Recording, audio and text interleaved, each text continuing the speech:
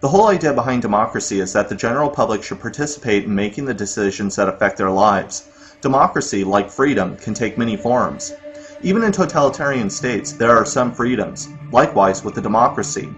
There are some states such as Cuba and Iran that practice small amounts of democracy, and yet they are limited to a narrow range of options, and most would say they are not democratic at all.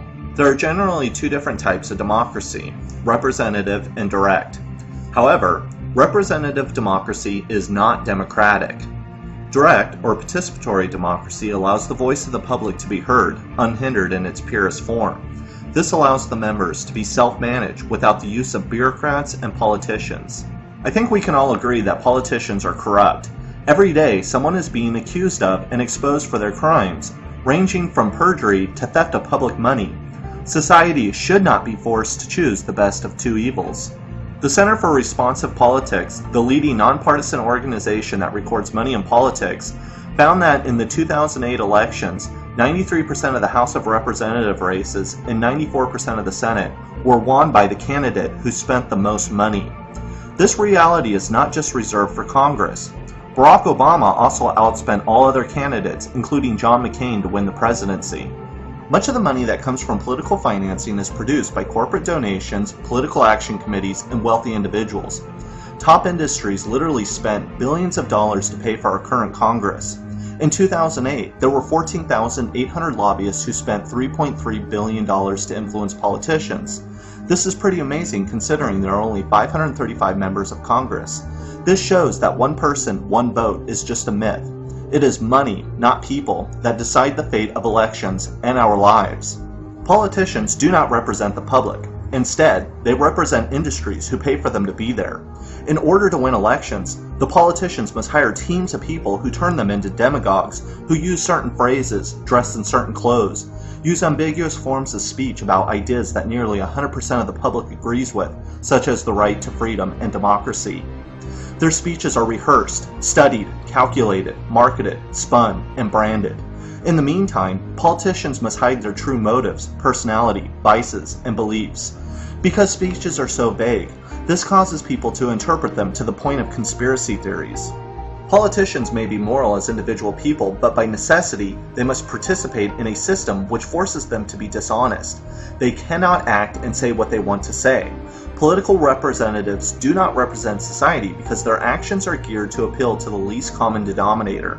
When they do act, we can see who they truly represent. According to a study from the University of Kansas, big companies that spent hundreds of millions lobbying successfully for tax breaks enacted in 2004 got a 22,000% return on that investment.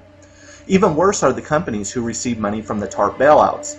Those companies received 258,000% for the $114 million they spent on campaign donations and lobbying. Some companies, such as AT&T, give to both political parties in order to hedge their bets and guarantee access to the political realm. In 2008, they gave out $43 million in campaign contributions. 49% of that money went to the Democrats and 51% went to the Republicans.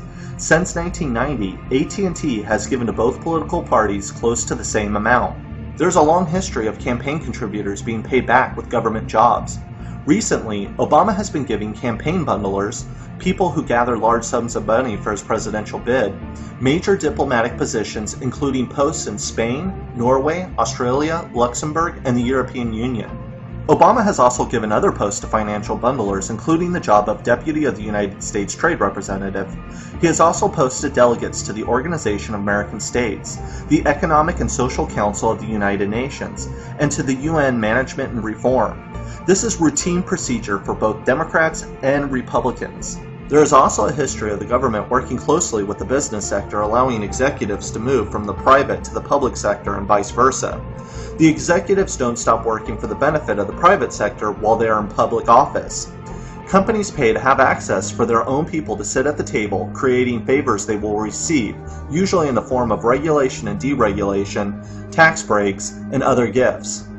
While working for the Clinton administration, Robert Rubin helped to merge Citicorp and Travelers by deregulation. After his time with the Clinton administration, he went on to work for the merged company, Citigroup. Today, Robert Rubin is an economic advisor for the Obama administration. Elections are big business. Money always wins. The system of democracy should move from the bottom up. Instead, authority flows downward to shape people's thoughts, hopes, attitudes, and beliefs.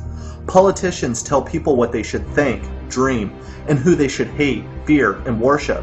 They shape who we are instead of the other way around. To win elections, our representatives acquiesce to money powers and comply to the public relation firms, the front groups, and the powerful think tanks to help manipulate the media.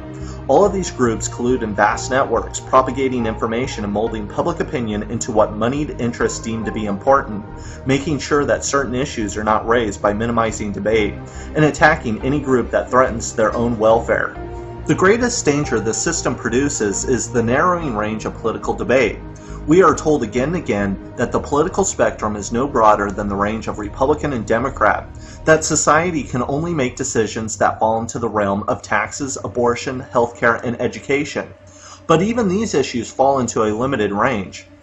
The political realm has been virtually nullified. There is no meaningful change because the system of representative democracy, by its very nature, demands consistently flat results. It shouldn't be that every 2 to 4 years we leave our homes to vote for one of two people to become our representative. This one person is supposed to represent the public will and make decisions for every human being that they represent. It doesn't matter that 63% of Utah didn't vote for Obama, or that 58% of New York voted against Bush.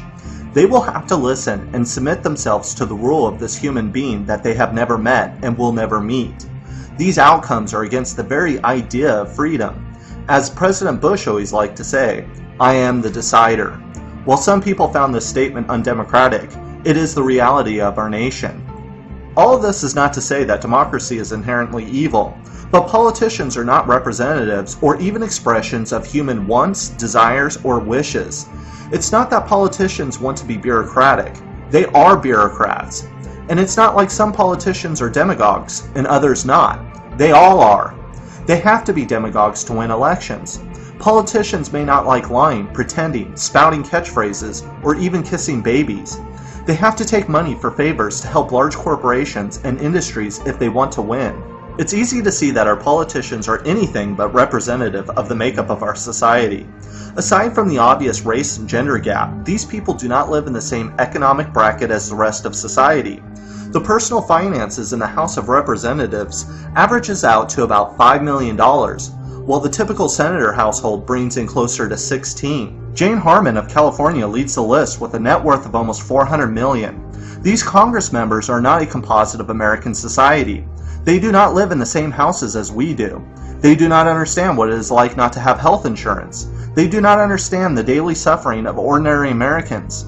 They don't work regular jobs. Some have never even been a part of the workforce. These so-called representatives fly in private jets, attend parties that we will never attend, eat at restaurants we could never afford, dress in clothes we will never wear, and relax on yachts we will only see in the movies.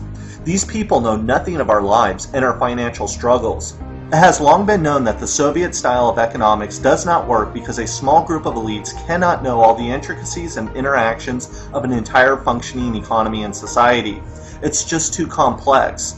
Only the people on the ground can have any true understanding of the needs and wants to fulfill their lives and thereby create a society that will fulfill the public's wishes. Our style of democracy shares the same dysfunctional nature as the Soviets. Until we can form new ways of social interaction and decision making, we cannot say we live in a truly democratic society, because representative democracy is not democracy and never has been.